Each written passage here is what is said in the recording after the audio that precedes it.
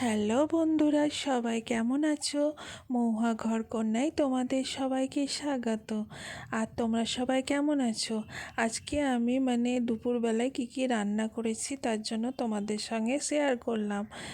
আর দেখো, পালং শাক, আলু আর বাটা মাছগুলো, ছোট ছোট মাছ। শীতের সময় শাকগুলো খেতে ভালো লাগে, অনেক রকম শাক ওঠে। আজকাল ওয়েদার দেখো, রোদ উঠেছে খুব সুন্দর, আর প্রচণ্ড ঠান্ডা। আর সকাল সকাল রান্না শুরু করে দিলাম, বাবুরা স্কুল চলে গেল, এবার আমি রান্না শুরু করলাম আর সব কিছু রেডি করে রেখেছি। এবার প্রথমে আমি শাকটাকে করছি, একটু পেঁয়াজ কুচি, একটু আদা রসুন কুচি আর কাঁচা লঙ্কা দিয়ে দিয়েছি, কারণ শুকনো লঙ্কা বাড়িতে ছিল না, কাঁচা লঙ্কাটাই দিয়েছি। শুকনো লঙ্কা দিলে একটু টেস্ট সেন্ট আসে। শাকটাকে এভাবে ভেজে আমি রান্না করি। তোমরা সবাই কিভাবে রান্না করো?